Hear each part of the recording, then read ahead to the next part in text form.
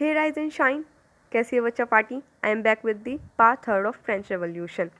बच्चों, हमने part second में पढ़ा था कि फ्रेंच रेवोल्यूशन के कोजेस क्या थे, जिसमें हमने पढ़ा था कि despotic rule of Louis 16, division of French society in 3 estates, role of middle class and role of philosophers. एक और चीज़ थी इसके साथ साथ जिसने फ्रेंच रेवोल्यूशन में एक बहुत बड़ा कंट्रीब्यूशन दिया था। वो चीज़ मैंने कोजेस में नहीं पढ़ाई है, क्योंकि वो सिर्फ एक कोज नहीं थी, वो था एक स्ट्रगल टू सर्वाइव, जो कि मैं अब आपको यहाँ पे पढ़ाने वाली हूँ और जिसका नेक्स्ट टॉपिक से कनेक्शन भी है। So let's move.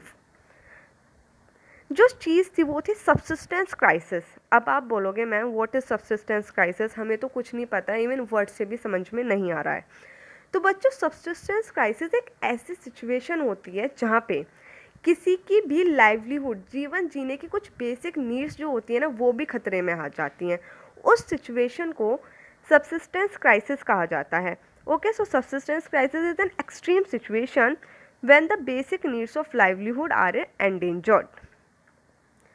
Now France में ये सिचुएशन कैसे आई?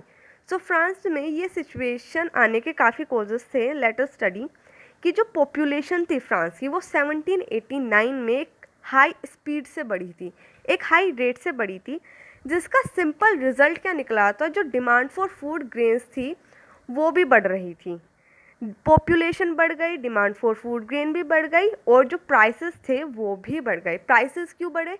क्योंकि आपकी एग्रीकल्चर में कोई ग्रोथ नहीं हुई है, आपका जो ऑलरेडी सामान था अब उसको लेने वाले और लोग बढ़ गए हैं। तो लोगों ने क्या किया, अपने चीज़ों के प्राइसेस बढ़ा दिए, जिसकी वजह से जो अमीर था they can easily afford, but जो गरीब था वो जितना पहले ले पा रहा था उतना भी नहीं ले पा रहा था। और जो वेजेस थे लोगों के, जो सैलरी थी वो कांस्टेंट रही, वो बिल्कुल नहीं बढ़ी, जिसकी वजह से क्या हुआ, जो गैप था रिच और पुअर के बीच में वो भी बढ़ता चला गया। और ये सिचुएशन और भी ज़्यादा बुरी जब हो जाती थी इन केस अगर कहीं पे ड्रॉट आ जाता था या फिर उन लोगों की हार्वेस्ट बुरी हो जाती थी। So let us move to the today's topic कि आउटब्रेक ऑफ द रेवोल्यूशन। कि रेवोल्यूशन वो कौन कौन से सरकमस्टांसेस थे जिस वजह से फ्रांस रेवोल्यूशन हुआ। कोजेज हमने पढ़ लिया, अब हम पढ़ते वो दिन जिस दिन फ्रेंच रेवोल्यूशन शुरू हुआ। हमने पार्ट सेकंड में पढ़ा था कि लुई 16 ने डिसाइड कर लिया था कि वो टैक्सेस बढ़ाएंगे। यहाँ पे लुई 16 ने डिक्लेयर कर दिया कि अब मैं टैक्सेस बढ़ाने वाला हूँ। उस वक्त फ्रांस में जो मोनार्क था वो अकेले ही टैक्स नहीं लगाता था, उसको एक प्रोसीजर फॉलो करना पड़ता था। अब वो प्रोसीजर क्या था? सबसे पहले जो था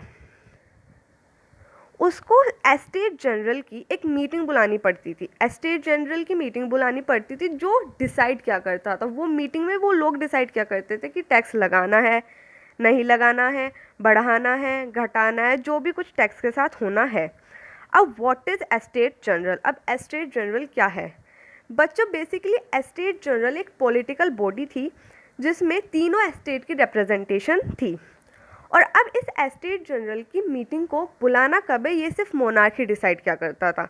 ऐसे नहीं कि एस्टेट जनरल खुद डिसाइड कर ले कि हमारी मीटिंग बुला लो, ऐसा बिल्कुल नहीं होता था। ये सिर्फ मोनार्क, जो उस वक्त किंग या क्वीन होते थे, वो ही डिसाइड क्या करते थे। ये मीटिंग लास्ट टाइम बुलाई गई थी 1614 में, दैट इज़ 1614 में। अब ये बुलाई है लुई 16 ने 5 मई 1789 को। 5 मई 1789 को लुई 16 ने इस मीटिंग को बुलाया। एस्टेट जनरल्स की मीटिंग को बुलाया गया कहाँ पे? A hall in Versailles. Versailles में एक होल था, वहाँ पे बुलाया गया। अब होल में लोग आ चुके हैं, एस्टेट जनरल आ चुका है, मोनार्क आ चुके हैं। अब क्या होगा? अब पहले हम कंपोजिशन और पढ़ते हैं एस्टेट जनरल का, जिसमें तीनों एस्टेट्स के लोग होते थे, जिसमें फर्स्ट एंड सेकंड एस्टेट 300 सदस्य ईच भेजते थे। दैट इज़ 300 फर्स्ट एस्टेट के, 300 सेकंड एस्टेट के, जो कैसे बैठा करते थे? एक दूसरे को फेस करते हुए, एक दूसरे के आमने सामने।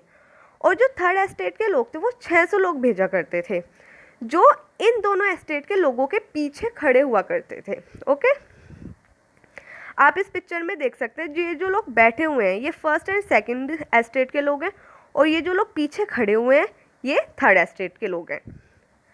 अब एस्टेट जनरल का एक फंडा था जिस पे वो वर्क क्या करता था। वो फंडा क्या था? वो फंडा ये था कि ईच एस्टेट हैज़ 1 वोट, मतलब कि 3 एस्टेट 3 वोट। और एस्टेट जनरल का काम क्या था? टैक्स के बारे में अपना प्रपोजल पास करना। तो यहाँ पे सिंपल सा पॉइंट था कि जो फर्स्ट एंड सेकंड एस्टेट थे वो तो टैक्स को एकदम मंजूरी देंगे कि मोनार्क से कहेंगे ठीक है आप टैक्स लगा दो। जो इशू होगा वो होगा थर्ड एस्टेट के लोगों को। अब जो थर्ड एस्टेट के लोग थे उन्होंने फॉर द फर्स्ट टाइम क्या क्या डिमांड करनी शुरू की कि जितने लोग उतनी वोट, दैट इज़ अगर फर्स्ट एस्टेट में 300 लोग हैं तो उन्हें 300 वोट मिलनी चाहिए, और हम 600 लोग हैं तो हमें 600 वोट मिलनी चाहिए पर हेड पर वोट। बट ये जो इनका प्रपोजल था किंग ने साफ साफ रिजेक्ट कर दिया, बिकॉज अगर किंग ये प्रपोजल एक्सेप्ट कर लेते तो किंग को पता था कि कोई भी प्रपोजल टैक्स के लिए फिर पास नहीं होने वाला, बिकॉज मेजॉरिटी विंस। अब किंग ने प्रपोजल रिजेक्ट कर दिया जिसका साफ साफ रिजल्ट क्या हुआ, जो थर्ड एस्टेट के लोग थे उन्होंने असेंबली छोड़ी और वो बाहर चले गए। उन्होंने उस हॉल को छोड़ा और बाहर चले गए प्रोटेस्ट में। अब लोगों का असेंबली छोड़ना और प्रोटेस्ट में बाहर आना ही फ्रेंच रेवोल्यूशन कहलाया। That is this is how French revolution begins. अब जो वर्ल्ड हिस्ट्री थी एक नया मोड़ लेने वाली थी। अब वर्ल्ड हिस्ट्री को एक नया रेवोल्यूशन मिलने वाला था, लोगों को नई इंस्पिरेशन मिलने वाली थी। सो नेक्स्ट पार्ट में हम यही पढ़ेंगे कि कैसे थर्ड एस्टेट ने ये रिवोल्ट ऑर्गेनाइज की, इस रेवोल्यूशन को ऑर्गेनाइज किया, दुनिया को इतना बड़ा रेवोल्यूशन मिला, ये ऑर्गेनाइज कैसे हुआ, ये हम पढ़ेंगे थर्ड एस्टेट में। Okay rise and shine, bye, take care.